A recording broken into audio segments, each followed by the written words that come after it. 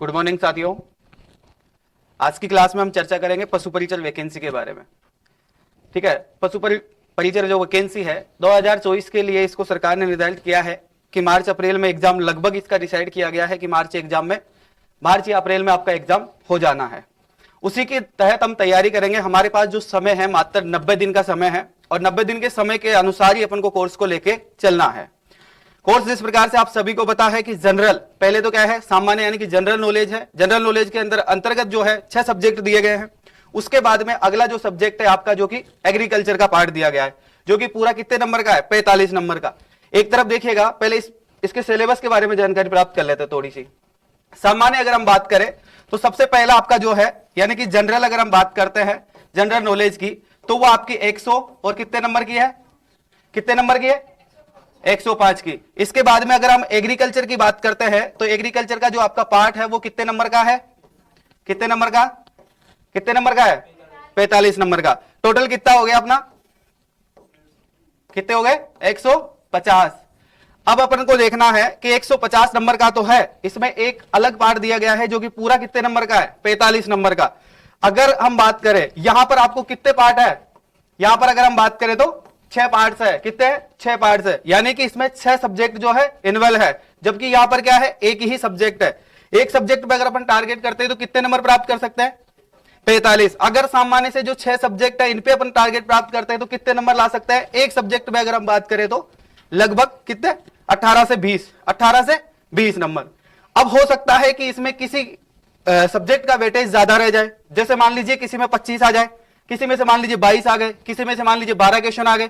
तो इस चीज को अपन को ध्यान में रखते हुए जिस प्रकार से इसमें सिलेबस दिया गया है उसी प्रकार से हम क्या करेंगे, जानकारी प्राप्त करेंगे। देखिएगा, ज्यादा स्रोत आपको जताने की जरूरत नहीं है। इतना टफेस्ट एग्जाम भी नहीं है और इतना बड़ा एग्जाम भी नहीं है, क्योंकि इसका जो लेवल रखा गया है वो कितना लेवल रखा गया है, 10th लेवल। कितना रखा गया है, 10वीं लेवल।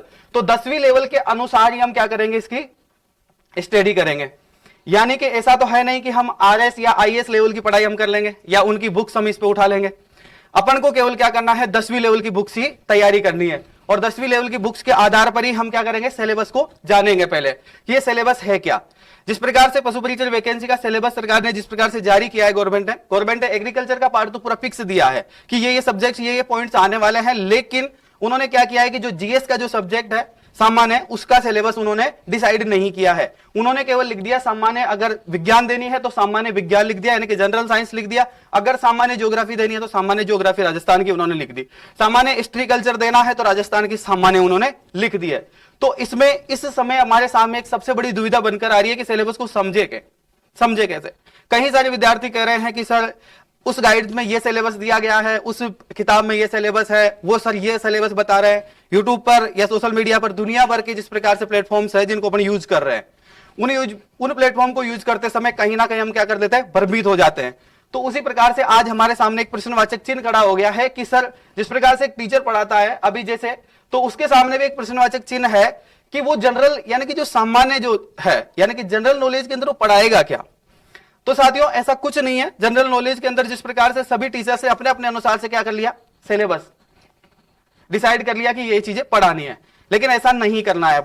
अपन को यही करना है जो सामान्य एग्जाम्स में जो सवाल पूछे जाते हैं, जो जनरल नॉलेज के जितने भी आज तक एग्जाम्स हुए हैं जिनके अंदर सामान्य सिलेबस दिया गया है, जिसकी लेवल के अनुसार, अगर 10वीं पास लेवल है तो उसी अनुसार एग्जाम में क्या होते हैं, क्वेश्चंस आते हैं। 12वीं पास होता है तो उसमें उसी लेवल के क्वेश्चन आते हैं। ग्रेजुएशन का होता है तो उसमें उसी लेवल के क्वेश्चन आते हैं।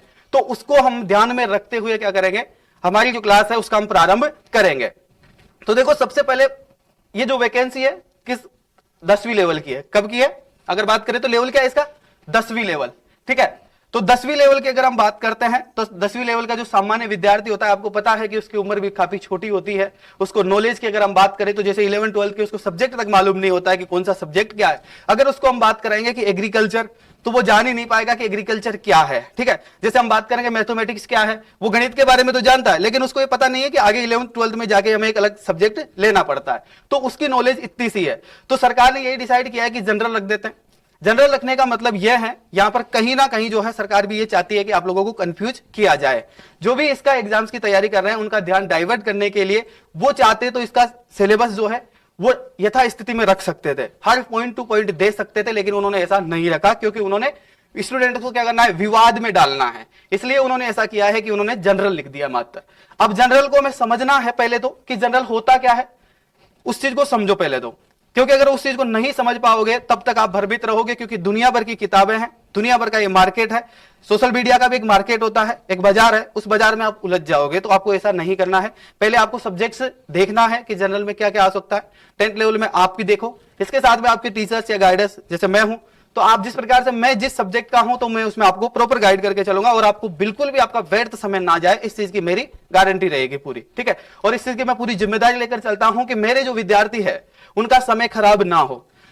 एक और बात है, जो भी टॉपिक आप पढ़ो, कहीं पर भी किसी भी सर से पढ़ो, टॉपिक को इस तरीके से पढ़ो और सर से कहो, क्लियर कहो कि देखो कोई डाउट वाली बात नहीं है इसमें, क्योंकि टीचर्स भी आप ही की तरह होता है। आप वहां बैठते हो, एक दिन टीचर्स आप में से यहां आके खड़े होंगे, तो आपका भी यही टारगेट होना चाहिए कि आप भी इसी तरीके से उस चीज को पढ़ो कि आने वाले समय में आपका कोई भी भाई बहन हो या कोई भी हो, आने वाले समय में इस टॉपिक को ऐसा पढ़ा जाए कि जिंदगी में दोबारा उसको पढ़ने की जरूरत ना पड़े। चाहे मैं आरएस का एग्जाम ही देने जाऊं तो मुझे दोबारा उस टॉपिक के बारे में नहीं पढ़ना चाहिए, क्योंकि उसमें स्टूडेंट का टाइम भी खराब होता है, प्लस स्टूडेंट जो है वो कंफ्यूज उसके लिए पैदा हो जाता है। क्योंकि वो एक बार, कई बार ऐसा होता है, कई सारी कोचिंग्स में मैंने देखा है, कई सारी संस्थान में मैंने देखा है कि ये होता है कि विद्यार्थी के साथ में होता है कि छोटा सा सिलेबस दे दिया जाता है, उसमें से 2-4 टॉपिक क्लियर करवाए और उसके बाद में कहते हैं ऐसा भी आपका सिलेबस कंप्लीट हो गया। ऐसा नहीं करना है, टॉपिक कोई भी हो। जिस प्रकार से अगर हम बात करें राजस्थान का सामान्य परिचय, अगला जो टॉपिक है आपका, जैसे मान लीजिए राजस्थान का सामान्य परिचय ही है, अगर इस परिचय की मैं बात करूं तो इसमें अपन अथः पढ़ सकते हैं एक तरीके से। यहां पर एग्जाम लेवल की बात करेंगे तो उसमें भी अपन सामान्य पढ़ेंगे, लेकिन इस टॉपिक्स में जो चीज आपको पढ़ाई जाएगी वो चीज इस प्रकार से पढ़ाई जानी चाहिए और इस प्रकार से आपको पढ़ना चाहिए कि लाइफ में दोबारा, यानी कि आपको कभी भी जो है इस टॉपिक को दोबारा पढ़ने की जरूरत नहीं पड़नी चाहिए। मेरा कहने का मतलब यह है।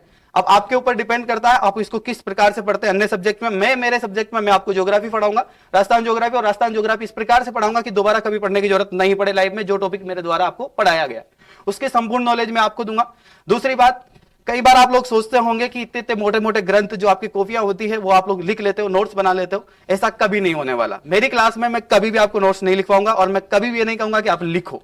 मैं यही कहूंगा जितना याद कर सकते हो उतनी चीजें आप याद करते हुए चलो। जो चीज याद नहीं कर पा रहे हो उसको आप क्या कर सकते हो, उसको आप नोट कर सकते हो कि हाँ यार ये आपको याद नहीं हुआ है। मतलब विद्यार्थी के दिमाग में ऐसा होना चाहिए कि वो जब भी पढ़े, यानी कि उसके सामने पूरी पिक्चर्स होनी चाहिए। मैं यहां पर अगर डिजिटल पैनल का यूज कर रहे हैं, पहले हम क्या करते थे, ब्लैक व्हाइट बोर्ड पे हम पढ़ा करते थे। उस समय हमारे सामने क्या होता था, टीचर होता था, मैं यहाँ पे पशु परिचय भर्ती लिख दिया, उसके बाद में कुछ नहीं है।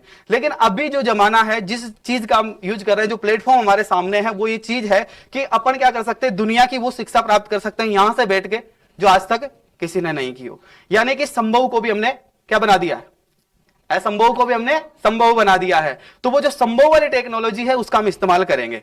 तो पूर्ण तरीके से हमें क्या होना चाहिए, याद होनी चाहिए हर चीज, ठीक है। तो इसी प्रकार से पशु परिचय वैकेंसी के अंदर राजस्थान ज्योग्राफी में आप लोगों को पढ़ाऊंगा। तो सबसे पहले हम इसकी बात कर लेते हैं, इसके सिलेबस में क्या क्या टॉपिक्स रहने वाले हैं, ठीक है। और बाकी नॉलेज आपको पता है, 19 तारीख से फॉर्म भरे जा रहे हैं, 19 जनवरी से, ठीक है। 17 फरवरी ध्यान रखिएगा, उससे पहले ही आप फॉर्म फिल कर दीजिएगा, ठीक है। तो अगर हम सिलेबस की बात कर लेते हैं तो देखिएगा, राजस्थान जो ज्योग्राफी है उसके अंदर कहीं ना कहीं आपके जो है सामान्य की अगर मैं बात करता हूं, हो सकता है आपको अलग अलग किताब में, अलग अलग गाइड्स में अलग अलग सिलेबस दिया गया हो, लेकिन फिर भी अगर आप मेरे को प्रॉपर गाइड मानते हैं तो आप मेरे साथ चलिए। मैं आपको विश्वास दिलाता हूं कि अगर 20 से 22 क्वेश्चन अगर ज्योग्राफी से आते हैं, और लगभग ज्योग्राफी का वेटेज ज्यादा रहेगा, क्योंकि ये जो सब्जेक्ट है ये करंट अफेयर्स में भी क्या होता है, विलन होता है। कहीं ना कहीं जो है करंट अफेयर्स से अपना संबंध रखता है हमेशा। तो करंट अफेयर से संबंध रखने के कारण जो है आपको अच्छे से इसको पढ़ना है, ठीक है। और अपनी कोशिश रहनी चाहिए कि इसमें से पूरे नंबर लाए जाए। एक अपवाद स्वरूप कोई एक क्वेश्चन भी आए तो उसको भी अपन नहीं छोड़ पाए, क्योंकि मैं उसी स्टैंड की आपको जो है नॉलेज दूंगा जिसके माध्यम से आप लोग आसानी से क्वेश्चन को हल कर सकते हो, ठीक है। चलिएगा, आप में से काफी सारे विद्यार्थी अलग अलग बैकग्राउंड से हैं, जैसे कहीं साइंस से हैं तो कहीं एग्रीकल्चर से हैं, तो उनके लिए जीएस पढ़ना बहुत दिक्कत की विषय खड़ा हो जाता है। एक प्रश्नवाचक चिन्ह खड़ा हो जाता है कि जीएस बहुत टफ सब्जेक्ट है, लेकिन ऐसा कुछ नहीं है, ठीक है। ये मेरी जिम्मेदारी है। अगर जीएस सब्जेक्ट आपको टफ लगता है तो फिर मेरा पढ़ाना बेकार है, क्योंकि अगर मैं एक इस सब्जेक्ट का अगर टीचर हूं, टीचर होने का मतलब है कि मैं इस सब्जेक्ट में हाई लेवल की स्टडी कर रखा हूं, ठीक है। तो ये मेरी जिम्मेदारी बनती है, अगर ये मेरा जो सब्जेक्ट है उसमें अगर बच्चे को इंटरेस्ट नहीं आ रहा है, आलस आ रहा है, अगर उसको इस प्रकार से फील हो रहा है कि ना यार ये तो बोरिंग है ज्योग्राफी, तो फिर मेरा पढ़ाना बेकार है, या मेरे सब्जेक्ट का मतलब मेरा पसंदीदा सब्जेक्ट को अगर कोई विद्यार्थी ऐसा बोले तो बुरा लगेगा मुझे, ठीक है। आपको जिस प्रकार से एग्रीकल्चर के हो तो एग्रीकल्चर वालों को बता दो कि ना एग्रीकल्चर क्या है भाई, एग्रीकल्चर एक ऐसा सब्जेक्ट है जिसको पढ़ने में जो रहता है बहुत, उसकी तो जो शब्दावली है वो बहुत टफ है, तो उनको बुरा लगेगा कि नहीं यार कहीं ना कहीं मेरे सब्जेक्ट के बारे में कैसे बुराई कर सकता कोई, ठीक है। तो मुझे भी अगर ज्योग्राफी के बारे में आप ऐसा बोलोगे तो मुझे भी बुरा लगेगा। अगर आपको अभी तक जो है आपको ऐसा लग रहा होगा कि हाँ ज्योग्राफी एक सब्जेक्ट होता है, इसमें आंकड़े याद करना होता है और भी बहुत सारी चीजें होती है जो कि आसपास की चीजें होती है, लेकिन ऐसा कुछ नहीं है, सामान्य चीजें हैं, वो मेरी जिम्मेदारी आपको मैं कैसे समझाऊंगा, आप तक मैं कैसे पहुंचाऊंगा। सबसे पहले हमें क्या होना चाहिए कि किसी भी वैकेंसी की हम तैयारी कर रहे हो, किसी भी चीज की, चाहे से आप किसी की भी कर रहे हो, आपको सबसे पहले आपका सब्जेक्ट जो है उसका जो सिलेबस है वो आपको पूरा याद होना चाहिए आपके माइंड में। एक तरीके से जैसे हम बात करें कि नदियों का टॉपिक आते हैं, आपको पता चल जाना चाहिए कि पशु परिचर वैकेंसी में हमें तीसरे नंबर पर जो है सर ने नदियां पढ़ाई थी, और नदियां जो टॉपिक है वो हमारे काम का है। कभी भी आप न्यूज़पेपर पढ़ रहे हो, कहीं पर आप बात कर रहे हो, कहीं पर आप आर्टिकल पढ़ रहे हो, कहीं पर आप कुछ भी सीख रहे हो, तो आपको ये पता होना चाहिए कि आपका सिलेबस में से कौन सा टॉपिक की चर्चा हम यहां पर कर रहे हैं। कई बार ऐसा होता है कि हम जो है अपने आसपास का जो वातावरण होता है, एनवायरमेंट होता है, उसमें हमने बहुत सारी चीजें पढ़ी हुई होती है, जैसे करंट अफेयर्स होती है, तो अपन क्या करते हैं बहुत सारी चीजें पढ़ते हैं अपने आसपास में। न्यूज़पेपर हम सब पढ़ते हैं, सुबह फैमिली के जो अपने लोग होते हैं वो भी पढ़ते हैं। तो कई बार ऐसी ऐसी बातें हो जाती है कि उन बातों के अंदर से कई बार एग्जाम्स में सवाल आते हैं सीधे सीधे कंपटीशन के अंदर, ठीक है, लेकिन उसका हल हम क्यों नहीं कर पाते हैं, क्योंकि हमें पता ही नहीं होता है। जैसे यहां पर आ गया झील, यहां पर आ गया बांध, जैसे बांध टॉपिक आ गया। अब जैसे मान लीजिए अपने राजस्थान में किसी बांध का निर्माण किया जा रहा है हाल ही में, मान लीजिए, और उसको न्यूज में आया आर्टिकल में, अपने दादाजी है या अपने पिताजी है, अपने भाई है, उसको पढ़ रहे हैं, वो बता रहे हैं कि यार इतने बड़े डैम का निर्माण किया जाएगा और उस डैम के माध्यम से जो है इतनी सारी पब्लिक को जो है पानी दिया जाएगा, कृषि के लिए इतना उपजाऊ बनाया जाएगा, हमारी जो इकोनॉमिक्स है राजस्थान की वो उस लेवल पर जाएगी। अब हमने उस चीज को सुना तो है बांध के बारे में कि वो बांध है कहां, अपने पढ़ा भी है, अब अपने दिमाग से ये चीज निकल गई कि अपन ने उसको क्या किया, मतलब एक प्रॉपर तरीके से हमने लिया नहीं कि हाँ यार ये चीज वो है। लेकिन अपन को अगर ये पता है कि बांध के बारे में बात की जा रही है तो आपको वो एग्जैक्ट वो पॉइंट आपके समझ में आ जाएगा क्लियरली। जब भी आपके कोई भी बात करेंगे तो आपको समझ में आ जाएगा, अच्छा ये कौन से बांध की बात हो रही है, कौन से जिले में है ये, अच्छा इसको बनाने से इतना इतना फायदा होने वाला है। आपको इकोनॉमिक्स का ज्ञान भी हो जाएगा, उधर ज्योग्राफी का ज्ञान भी हो जाएगा, करंट अफेयर्स का ज्ञान भी हो जाएगा। तो इसी प्रकार से अपना जो जब सिलेबस हमें याद होता है तो हमें क्या होता है कि सारी चीजों का ज्ञान प्राप्त हो जाता है, ठीक है। तो इसलिए हमें हमेशा जो है कोई सब, मैं ये नहीं कह रहा हूं कि ज्योग्राफी का ही आपको सिलेबस याद रखना है, हर सब्जेक्ट का आपको सिलेबस पता होना चाहिए और मुझे जबान याद होना चाहिए कि आपके इतने इतने पॉइंट है। कोई भी अगर बीच में बात करे, जैसे कोई कह दे आपसे उठा के कि इस बाहर जाते आपको कह दे अरे आज क्या पढ़ा है तुमने, अरे मैंने नदियां पढ़ी है सब, अरे नदियां कहां आती है यार, नदियां तो है ही नहीं टॉपिक में, आपसे आप उसको सीधे बता सकते हो अरे भाई नदियां कैसे नहीं है, मैं आपको सिलेबस बताता हूं ये टॉपिक्स है हमारे सिलेबस में, ठीक है। इससे बाहर अगर कोई आपको गुमराह करने की कोशिश करता है तो आप उसको तुरंत जवाब दे सकते हो जब आपको सिलेबस याद हो, नहीं तो नहीं दे सकते। इसलिए सबसे पहला हमारा काम क्या है, सिलेबस को हम याद करेंगे। अब राजस्थान की ज्योग्राफी में हम क्या क्या पढ़ने वाले हैं इसके बारे में पहले हम देख लेते हैं। देखो राजस्थान का पहले हम क्या करेंगे, सामान्य परिचय। परिचय की अगर हम बात करें तो परिचय क्या होता है, जैसे मैंने इनसे पूछा कि आपका नाम क्या है, ठीक है, मैंने इनके पिताजी के बारे में पूछा, ये कहां रहते हैं मैंने ये पूछा, तो इसी प्रकार से राजस्थान का भी परिचय है। अब राजस्थान के परिचय की अगर हम बात करें कि राजस्थान है, अब भाई राजस्थान तो है लेकिन इस विश्व में राजस्थान कहां है, इस जो पूरी पृथ्वी है इस ग्रह पर राजस्थान कहां है, तो ये क्या हो गया, यानी कि इसके परिचय के बारे में जानेंगे। पहले इसकी स्थिति जानेंगे, भाई ये कहां पर स्थित है, कौन से देश में है, कौन से महाद्वीप में है, ठीक है, और कौन से ग्रह पर है। सबसे पहले हम बात करेंगे ग्रह से कि कौन से ग्रह पर है, भाई पृथ्वी ग्रह पर है। पृथ्वी ग्रह में अगर हम बात करें विश्व के मानचित्र पर, अगर आप इसको देखते हैं कि विश्व के मानचित्र में राजस्थान कहां है, भाई राजस्थान तो इतना सा दिखता है विश्व के मानचित्र में क्योंकि उससे तो बहुत बड़ा विस्तार क्षेत्रफल है। उसके बाद में हम बात करते हैं कि यार एशिया महाद्वीप कहां है, विश्व स्तर की अगर हम बात करते हैं एशिया महाद्वीप में हम देखते हैं एशिया महाद्वीप में भारत कहां है, फिर भारत को ढूंढेंगे, फिर भारत के बाद में हम राजस्थान को ढूंढेंगे कि राजस्थान राज्य कोई राज्य है, वो भी कौन से देश का, भारत देश का। और भारत देश किसका है, एशिया जो महाद्वीप है उसका हिस्सा है, और एशिया महाद्वीप किसका है, इस विश्व संसार का एक हिस्सा है। और विश्व जो है वो क्या है, पूरा पूरा एक ग्रह है, और वो ग्रह कौन सा है, पृथ्वी। और पृथ्वी क्या है, पृथ्वी भी उस सौर मंडल की एक क्या है, एक ग्रह है, यानी कि उन 9 ग्रहों में से या 8 ग्रहों में से क्या है, पृथ्वी भी एक ग्रह है, ठीक है। तो इस प्रकार से हमें क्या होना चाहिए, पता होना चाहिए, उसके परिचय के बारे में हमें पता होना चाहिए कि वो व्यक्ति, जिस प्रकार से एक व्यक्ति विशेष की हम बात करते हैं कि ये व्यक्ति कहां का है, इसका नाम क्या है, इसका फैमिली बैकग्राउंड क्या है, ये वर्तमान समय में कहां रहता है, तो ये एग्जैक्ट लोकेशन से लेकर आपके नाम से, आपकी डिटेल से आपकी सारी पहचान करवाता है, ठीक है।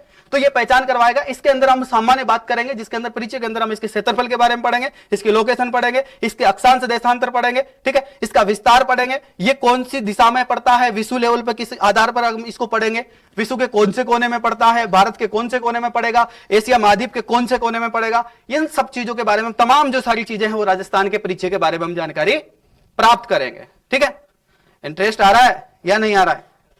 कहीं नींद तो नहीं आ रही ज्योग्राफी पढ़ते हुए? ठीक है, तो इस चीज का ध्यान रखिएगा। इसके बारे में बाद में हम भौतिक प्रदेशों के बारे में पढ़ेंगे। अब हम बात कर रहे हैं, राजस्थान का परिचय हो जाएगा, उसके बाद में हम भौतिक प्रदेशों के ऊपर चर्चा करेंगे कि प्रदेश, भौतिक प्रदेश क्या होते हैं, इनके बारे में चर्चा करेंगे। इसका अलग अलग विश्लेषण करेंगे, कौन कौन सा प्रदेश कौन सा प्रदेश किस क्षेत्र में है और कौन से क्षेत्र में है, इनके बारे में चर्चा करेंगे। उसके बाद में नदियां, जिनका जल का हम उपयोग करते हैं, नदियों के बारे में चर्चा करेंगे। उसके बाद में हम झीलों के बारे में चर्चा करेंगे। उसके बाद में हम बांध के बारे में चर्चा करेंगे। उसके बाद में सिंचाई प्रयोजन। देखो यहां पर एक चीज सामान्य कॉमन आपको दिख रही होगी, पहले हमने चर्चा की है यहां पर, पहले राजस्थान का परिचय, यानी कि ये तो अनिवार्य है हमारे लिए। ठीक है, ये तो कंपलसरी है, किसी भी व्यक्ति के बारे में जानने के लिए सबसे पहले उसका परिचय लिया जाता है। ठीक है, इसके बाद में मैंने यहां पर एक टॉपिक रखा है भौतिक प्रदेश। ठीक है, भौतिक प्रदेश के बाद में मैंने लगातार 3 टॉपिक दिए, एक तो नदियां दी है, एक झीलें दी, एक बांध दी, और उसके बाद में मैंने सिंचाई परियोजना दी इसमें रखी है। देखिएगा, जिस प्रकार से आपको पता है कि जो सिंचाई के जो साधनों की अगर हम बात करते हैं तो कहां से निकल, ये जो चीजें हैं, एक सेकेंड,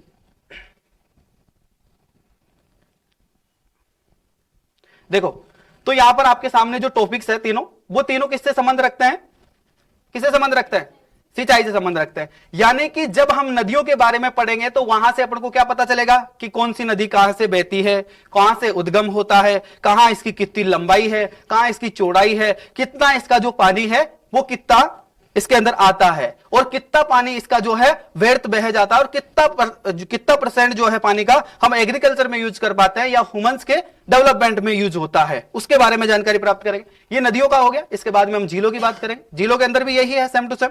ठीक है, तो झीलें हैं, उनसे हमें कितना परसेंट प्राप्त होता है। उसके बाद में बांध वही हो गया। अब ये जो सारी चीजें हैं, इनसे मिलकर हम क्या करेंगे?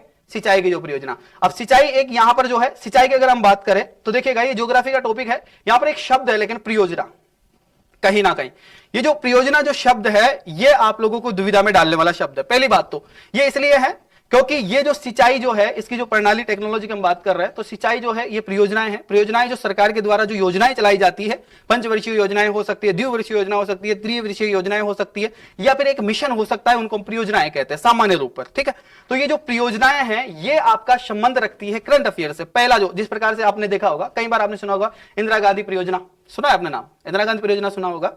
ठीक है, इस प्रकार से बहुत सारी योजनाएं चलती है हमारे राजस्थान में, जो कि ये पहले की है। ये तो पहले की योजनाएं हो गई, जैसे इंदिरा गांधी परियोजना हो गई। इसके बाद में भी बहुत सारी योजनाएं जिनके बारे में हम चर्चा करेंगे। ठीक है, क्रमशः 22-23 परियोजनाएं होती है, उनके बारे में हम चर्चा करेंगे। वो तो अपनी पहले की हो गई, लेकिन ये टॉपिक कह रहा है कि सिंचाई परियोजना। इसने ये नहीं कहा है कि आपकी पहले की जो परियोजना है उनके बारे में आप केवल बताओ। परियोजना बताई है तो परियोजना का मतलब है कि जो हाल ही में करंट में भी अगर कोई ऐसा मुद्दा चल रहा हो तो वो भी इसी में पूछा जाएगा।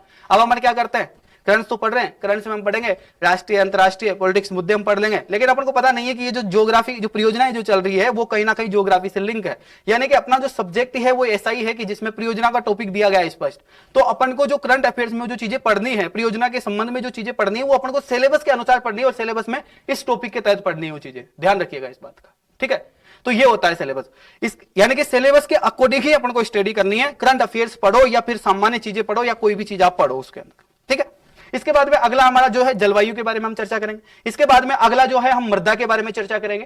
ठीक है, इसके बाद में हम वनस्पति, इसके बाद में अभ्यारण्यों के बारे में चर्चा करेंगे। इसके बाद में एग्रीकल्चर का एक पार्ट है, कृषि के बारे में हम चर्चा करेंगे सामान्य रूप से। ठीक है, वैसे एग्रीकल्चर का पूरा पार्ट है, उसमें पशुपालन के बारे में दिया गया है, यहाँ पर एग्रीकल्चर यानी कृषि के बारे में दिया गया है। कृषि की सामान्य जानकारी, रबी खरीफ की जो फसलें हैं, सर्वाधिक उत्पादन कहाँ होता है, किस प्रकार से होता है, किस प्रकार का एनवायरमेंट चाहिए होता है, किस प्रकार की जलवायु हमारे यहाँ पर, किस प्रकार से हमारे बारिश होती है, कितने कौन से जिले में कितनी बारिश कब कब होती है। ठीक है, और कौन कौन सी फसल जो है कौन कौन से जिले के लिए बेस्ट है, उनके बारे में हम चर्चा करेंगे।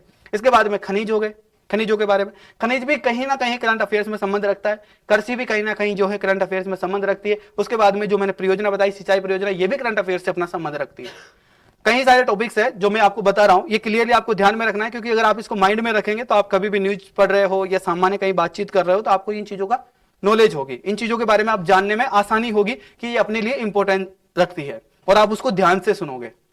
ठीक है, तो इस प्रकार से खनिजों के बारे में, पर्यटन आपको पता ही है, पर्यटन के बारे में हमें जानकारी प्राप्त करनी है, उद्योग जो भी है, ठीक है, इनके बारे में भी हमें चर्चा करनी है, परिवहन के बारे में हम चर्चा करेंगे। इसके बाद में जो है जनगणना के बारे में भी हम देखेंगे कि कितना क्या है। इसके बाद में मुख्य जो है हमारा एक और टॉपिक है इसमें, ऊर्जा संसाधन है। और ये जो 17 टॉपिक्स है, ओनली 17 टॉपिक्स।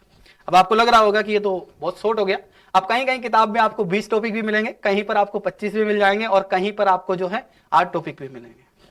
ये इसलिए है, मैंने पहले ही बताया था, कि कहीं ना कहीं जो सब्जेक्ट है उसमें सरकार ने आप लोगों को या स्टूडेंट्स को जो है आयोग ने कंफ्यूज करने के लिए सामान्य ज्ञान लिखा है। उसमें सामान्य ज्ञान में राजस्थान की भूगोल लिख दिया, उसके बाद में उन्होंने जिस प्रकार से हिस्ट्री कल्चर डाल दिया, साइंस डाल दिया, मैथ डाल दिया, ठीक है, करंट अफेयर्स डाल दिया, ठीक है, पॉलिटिकल डाल दिया। तो इस प्रकार से उन्होंने सामान्य चीजें डाली है, ठीक है। वो इसलिए डाली ताकि आप उसमें उलझ के रह जाएं।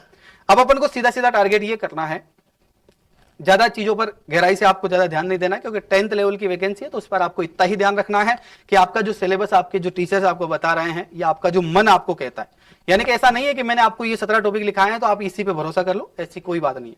अगर आप चाहो, आपका मन ऐसा है कि नहीं मुझे तो और सिलेबस चाहिए भाई, तो सिलेबस चाहिए तो आप सर्च कर लो, गूगल पे जाओ, गल्ला सिलेबस है, बहुत सारा सिलेबस है राजस्थान का। आप पढ़ते पढ़ते ऐसे कहने लग जाओगे कि सर ये हो क्या रहा है, हमारा 3 साल का 3 महीने में एग्जाम देना था या 3 साल खत्म हो गए, राजस्थान का ज्योग्राफी खत्म नहीं हो रही अभी तक। तो इतना है, लेकिन सामान्य चीज लेना है, सामान्य आपको पढ़ना है, ठीक है।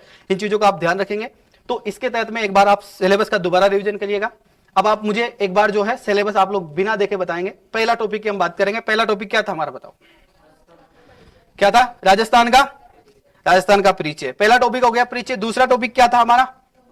भौतिक प्रदेश। दूसरा टॉपिक हमारा पहला कौन सा था? राजस्थान का परिचय। दूसरा कौन सा? भौतिक प्रदेश। तीसरा कौन सा? नदियां। चौथा कौन सा? पांचवा कौन सा? छठा कौन सा? सिंचाई। सातवां कौन सा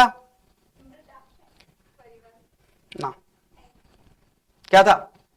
मृदा के बारे में चर्चा की थी, मृदा था। उसके बाद में आठवां एग्रीकल्चर के बारे में बात की थी। अगला नौवां उद्योग के बारे में कहीं बात की थी। हाँ बताओ कंटिन्यू बताओ। ऊर्जा संसाधन। और आगे अगला बताइए, अगला क्या है? जनसंख्या के बारे में बात की है कहीं? पर्यटन के बारे में बात की थी? भूल गए ना इतने जल्दी? एक बार दोबारा देखो, एक एक को पूछूंगा मैं दोबारा, ध्यान रखिएगा, क्योंकि आज सिलेबस याद करवा के ही भेजना है। मेरी क्लास में कोई भी टॉपिक्स में पढ़ाऊंगा वो सारा याद होना चाहिए स्टूडेंट को। मेरे को पढ़ाने की जरूरत नहीं पड़नी चाहिए दोबारा, मतलब मेरा स्टूडेंट मुझे पढ़ा सकता है वहां बैठ के, ऐसा ही आपको करना है।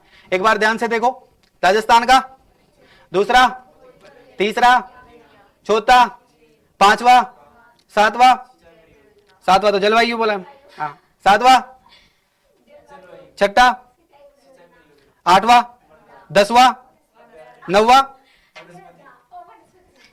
10वां, 11वां, 12वां, 14वां, 15वां, 13वां, 14वां, 16वां, 17वां, एक बार नीचे से चले, 17वां, 16वां, 15वां, 14वां, 13वां, 12वां, 11वां, 10वां, 9वां, 8वां, 7वां, छठा, पांचवा, चौथा, तीसरा, दूसरा, फर्स्ट, 10वां कौन सा है?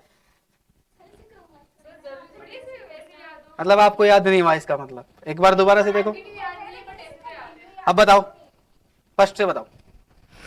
जो ऑनलाइन जो विद्यार्थी मुझे देख रहे हैं और बाद में जो विद्यार्थी देखेंगे उनसे मेरा निवेदन है कि आप भी बारंबार जो है इसको मेरे साथ साथ क्या करेंगे, रिपीट करते चलेंगे, ताकि आपको उसी क्लास में याद हो। यानी कि ग्रंथ नहीं बनाने हैं आपको भी, ध्यान रखिएगा इस बात को।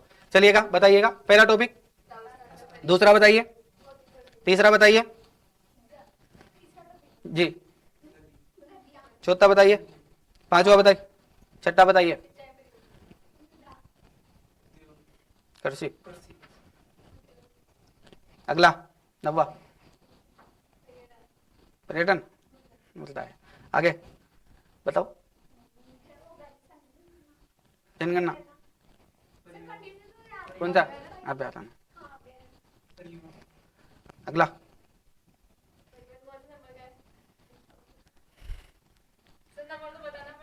हाँ 15वां नंबर का। आगे बताओ, 16 नंबर बताओ। ठीक है, देखो कहीं ना कहीं आप इस क्लास में कितनी चीजें याद कर पाए हो? 70 से 80% चीजें आप याद कर पाए हो, 20% आप चीजें भूल रहे हो। एक बार फिर देख लेते हैं, 20% चीजें भी हम क्लियर कर लेते हैं, क्योंकि जब तक ये क्लियर नहीं होगा तब तक हम कुछ नहीं करने वाले।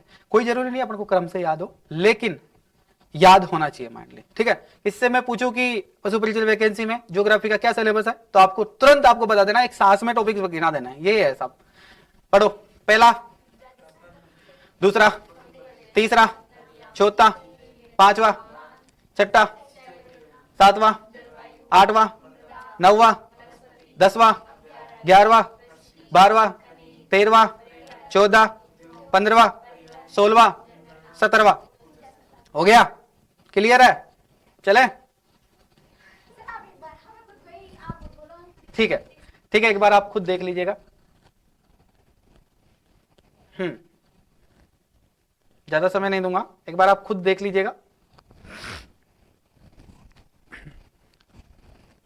एक बार जो विद्यार्थी मुझे ऑनलाइन देख रहे हैं, अगर सिलेबस की अगर आप शॉर्ट स्क्रीन लेना चाहते हैं तो आप ले सकते हैं, ले लीजिए। वैसे मैं आपको एप्लीकेशन के अंदर भी जो है इसका पीडीएफ अपलोड करवा दूंगा, और जो विद्यार्थी टेलीग्राम पे जुड़े हुए हैं उनको भी ये पीडीएफ मिल जाएगा। लेकिन फिर भी जो विद्यार्थी इस समय शॉर्ट स्क्रीन लेना चाहते हैं वो ले लीजिएगा। वैसे कोई सामान्य बात है, अगर आप इसको याद करते हैं तो बहुत बढ़िया है। शॉर्ट स्क्रीन तो केवल मोबाइल का स्टोरेज भरने के लिए रहेगी, ठीक है। तो आप इस चीज का विशेष ध्यान रखें, ऑनलाइन वाले विद्यार्थी। कंप्लीट? चले? चलो, बताइए सब। First, second, third, fourth.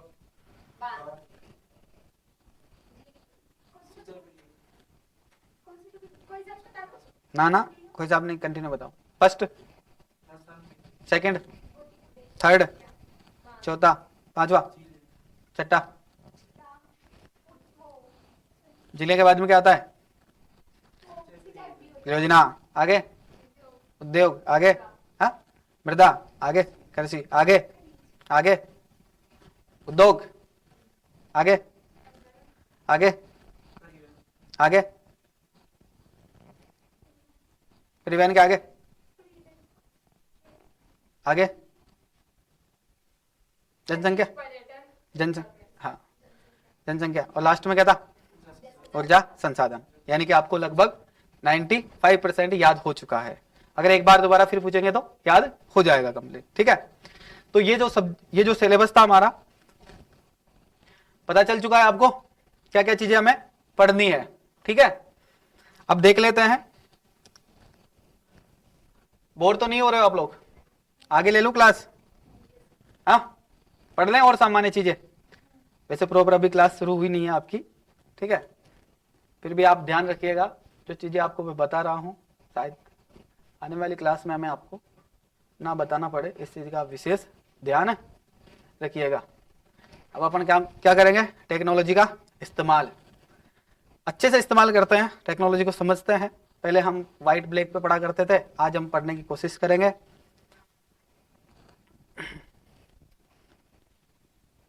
सबसे पहले किसके दर्शन हुए हैं?